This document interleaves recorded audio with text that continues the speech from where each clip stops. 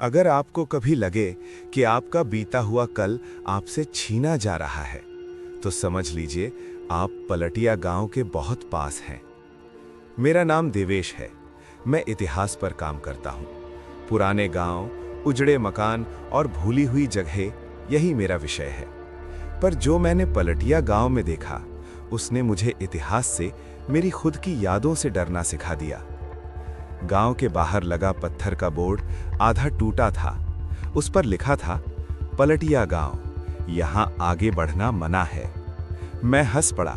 मुझे लगा कोई पुरानी कहावत होगी, लेकिन जैसे ही मैंने गांव में कदम रखा, मेरी घड़ी पीछे चलने लगी। गांव के लोग सामान्य दिखते थे, पर कुछ गड़बड़ थी। एक बूढ़ा आदमी जवान की तरह चल रहा था और एक बच्चा बूढ़ों जैसी थकी चाल में। मैंने एक आदमी से पूछा, यहाँ स्कूल कहाँ है? उसने जवाब दिया, अब तो बंद है, कल हम सब बच्चे थे। उसकी आंखों में डर नहीं था, यादें थीं जो मिट रही थीं। रात को मैं जिस घर में रुका, वहां दीवार पर लिखा था, आज याद मत करना। मैंने जैसे ही अपनी मां का चेहरा याद किया, मेरे सिर में तेज दर्द उठा और अगले ही पल, ओम। मुझे अपनी मां का नाम याद नहीं रहा। सुबह एक औरत आई।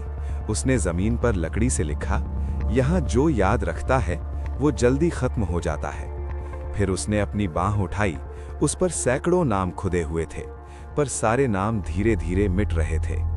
उसने इशारा किया आसमान की ओर। मैंने देखा, सूरज उल्टी दिशा में डूब रहा था। शाम होते होते मुझे अपना कॉलेज, अपनी पहली नौकरी सब भूलने लगा। और तभी गांव के बीचों बीच एक घंटा बजा। सब लोग इकट्ठा हुए। एक आदमी आगे आया और बोला, आज देवेश की बारी है। मैं घबरा गया। किस बात की बारी? उसने मेरी आंखों में देखा और कहा, आज तुम अपना कल भूलोगे। एक बूढ़ी औरत मेरे पास आई। उसने मेरे कान में फुसफुसाया, अगर यहां से निकलना है तो अपनी सबसे प्यारी याद खुद मारनी पड़ेगी। और उसी पल मुझे याद आया, मुझे ये भी याद नहीं था कि मैं यहां क्यों आया था। पलटिया गांव में लोग मरते नहीं, वे बस खुद को भूल जाते हैं। भाग 1 के अंत में मुझे ये भी याद नहीं था कि मैं इस गांव में किस उद्देश्य से आया था। मुझे लगा मेरा नाम देवेश है, पर अब मुझे पूरा भरोसा नहीं था। सुबह जब मेरी आंख खुली तो मुझे ये याद नहीं था कि मैं किस घर में सोया हूं। कमरा अजनबी था, पर दीवार पर मेरी ही लिखावट थी, अगर ये पढ़ रहे हो तो तुम अब भी बचे हुए हो। मेरे हाथ कांप गए। मैंने अपने बैग में झांका। अंदर एक डायरी थी। पहले पन्ने पर लिखा था, दिन 3, यादें तेजी से पीछे जा रही हैं। आज मां पूरी तरह भूल गई। मुझे रोना आया, पर मैं ये भी नहीं जानता था कि मां कौन थी। गांव के बीच एक पुराना कुआं था। लोग वहां चुपचाप कुछ डाल रहे थे। मैंने पास जाकर देखा, पुरानी तस्वीरें, कागजों पर लिखे नाम, बच्चों के खिलौने, ये सब कुएं में फेंका जा रहा था। एक आदमी बुदबुदाया, यादें हल्की होंगी तो समय जल्दी उल्टेगा। मैं चिल्लाया, क्यों कर रहे हो ये सब? उसने मेरी ओर देखा और बोला, क्योंकि अगर यादें बची रहीं तो गांव भूखा रह जाएगा। रात को मुझे मंदिर ले जाया गया। वहां कोई मूर्ति नहीं थी, सिर्फ एक आईना रखा था और उसके नीचे लिखा था, जो दिखे वही देवता है। मैंने आईने में देखा, मेरा चेहरा धीरे धीरे किसी और में बदल रहा था। मेरी आंखों में बचपन का डर था जो मुझे याद ही नहीं था। पीछे से आवाज आई, पलटिया का देवता यादों से बनता है। जब कोई बाहर का आता है तो उसकी यादें हमारा समय आगे बढ़ाती हैं। बूढ़ी औरत फिर आई। उसने कहा, हर 20 साल में गांव पूरी तरह मिटने लगता है। तब एक बाहरी आदमी अपनी यादें देता है और गांव फिर पीछे से जीने लगता है। मैं समझ गया, वो बाहरी आदमी इस बार मैं था। मेरे हाथों की रेखाएं मिटने लगी। मेरे बाल फिर से काले होने लगे। पर इसके साथ साथ मुझे अपनी जिंदगी एक एक करके भूलनी पड़ रही थी। मैंने पूछा, अगर मैंने सब भूल दिया तो क्या मैं बच जाऊंगा? बूढ़ी औरत ने जवाब दिया, नहीं, तब तुम यहीं पैदा हो जाओगे। रात के बीच पूरा गांव इकट्ठा हुआ। सबके हाथों में मिट्टी के दीपक थे। और मेरे सामने एक छोटा बच्चा खड़ा था। उसने मेरी ओर देखा और बोला, पापा। मेरा दिल धड़कना भूल गया, क्योंकि मुझे याद ही नहीं था कि मेरी कोई संतान भी थी। और तभी घोषणा हुई, आज देवेश पूरा पीछे जाएगा, कल वो हमारे बीच पैदा होगा। जिस गांव में समय पीछे चलता हो, वहां सबसे डरावनी चीज मौत नहीं, जन्म होता है। पिछली रात के बाद मुझे सिर्फ इतना याद था कि मुझे कुछ खोना है। क्या खोना है ये याद नहीं था। पूरा गांव मंदिर के आंगन में इकट्ठा था। मिट्टी की गंध, धुएं की लकीरें और हवा में भूली हुई आवाजें। मुझे जमीन पर लिटाया गया। बूढ़ी औरत ने घोषणा की, आज समय पूरा हुआ, आज बाहरी आदमी पीछे लौटेगा। मेरी छाती पर गीली मिट्टी रखी गई। जैसे ही मिट्टी ने मेरी त्वचा को छुआ, मेरी सांस उल्टी दिशा में चलने लगी। मेरे हाथ छोटे होने लगे। मेरी आवाज गले में अटक गई। मैं चीखना चाहता था, पर आवाज रोने में बदल गई। और तब मुझे समझ आया, मैं छोटा हो रहा हूं, मैं जन्म ले रहा हूं। चारों ओर औरतों की फुसफुसाहट। देखो, देवेश वापस आ रहा है। समय ने फिर से हमें माफ कर दिया। मेरी आंखों के सामने एक औरत का चेहरा था। वो रो रही थी, पर उसकी आंखों में ममता नहीं, डर था। उसने कहा, मुझे माफ करना। और तभी मेरे कान में वही बूढ़ी औरत बोली, ये तुम्हारी मां नहीं, ये वही है जिसे तुम भूल चुके हो। मेरा दिल कांप गया। रात के सन्नाटे में एक आवाज आई, अगर तू पूरा बच्चा बन गया तो फिर कभी बाहर नहीं जा पाएगा। आवाज कुएं की दिशा से आ रही थी। मैं रोते रोते उधर घिसटने लगा। कुएं के पास मुझे एक पत्थर दिखा। उस पर खुदा था, पलटिया गांव कभी श्रापित नहीं था। पत्थर के पीछे पुरानी लिखावट थी। हमने समय को पीछे नहीं मोड़ा, हमने उसे बांध लिया। देवता कोई नहीं, हमारी डरपोक यादें ही हमारा देवता बन गई। जो बाहर का आता है वो हमें आगे बढ़ने देता है और खुद पीछे छूट जाता है। मेरे अंदर दो आवाजें थीं। एक कह रही थी, सो जा, बच्चा बन जा। दूसरी चिल्ला रही थी, याद रख, जो भी बचा है। मैंने जोर लगाया, एक चेहरा याद किया, एक नाम, एक एहसास, मेरी पत्नी। नाम याद नहीं, पर आंसू आ गए। अचानक मेरे शरीर का बदलना रुक गया। गांव में अफरा तफरी मच गई। बूढ़ी औरत चिल्लाई, ये आधा रुक गया है, ये पूरा पीछे नहीं गया।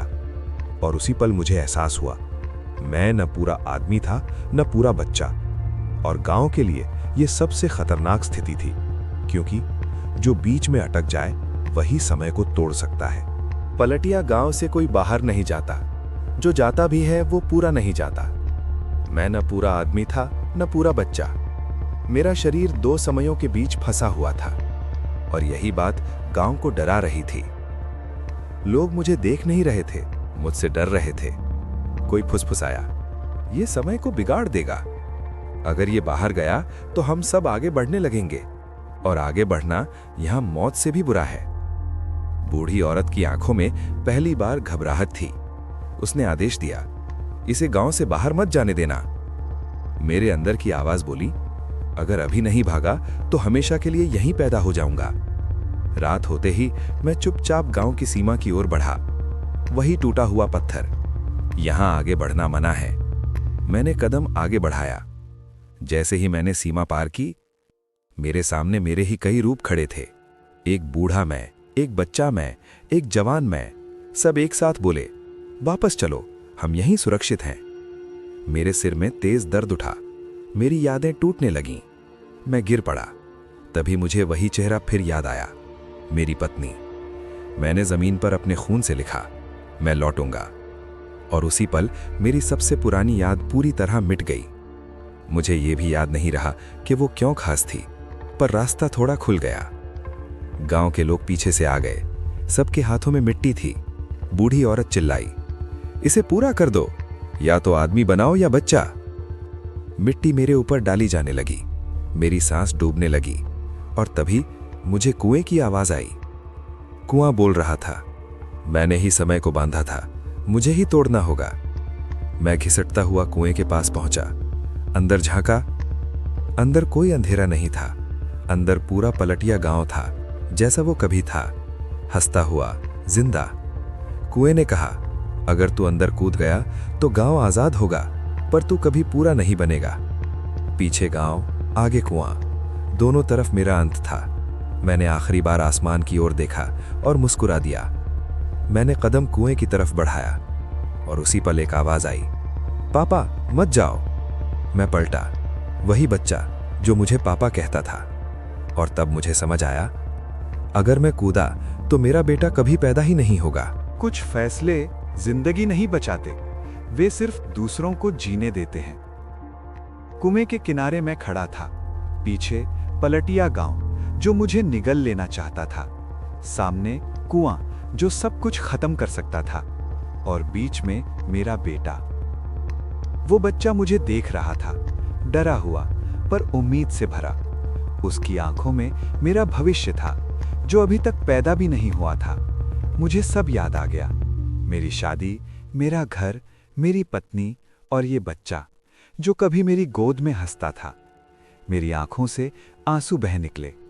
मैंने पहली बार खुद से कहा, अब याद मत बचा, फैसला बचा। बूढ़ी औरत धीरे धीरे आगे आई। उसकी आवाज थकी हुई थी। हम डर गए थे। जब समय आगे बढ़ा तो हमने अपनों को खोया, इसलिए हमने समय को बांध लिया और बाहर वालों को ईंधन बना लिया। उसने मेरी ओर देखा, अगर तू नहीं कूदा तो ये गांव आज ही खत्म हो जाएगा। हवा तेज चलने लगी, घड़ियां जमीन पर गिरकर टूटने लगी। बच्चे अचानक बड़े होने लगे, बूढ़े और बूढ़े होने लगे। गांव चिल्ला रहा था, समय वापस ले लो। मैंने बच्चे के सिर पर हाथ रखा, धीरे से कहा, अगर कभी तुम्हें लगे कि समय तेज भाग रहा है तो समझ लेना मैंने उसे तुम्हारे लिए आजाद किया था। बच्चा रोया, पापा। मैं मुस्कुराया और कुएं में कूद गया। गिरते वक्त मुझे कोई दर्द नहीं हुआ, सिर्फ यादें गिर रही थीं, एक एक करके। आखिरी याद थी मेरे बेटे की आवाज, फिर खामोशी। सुबह पलटिया गांव नक्शे से गायब था। उसकी जगह एक खाली मैदान था। सड़क सीधी थी, घड़ी सही चल रही थी और दूर एक आदमी अपने बेटे का हाथ पकड़े चल रहा था। वो आदमी मैं नहीं था, लेकिन जब बच्चा हंसा, उस हंसी में मेरी आवाज थी। कुछ लोग कभी याद नहीं रहते, लेकिन उनके फैसले समय की दिशा बदल देते हैं।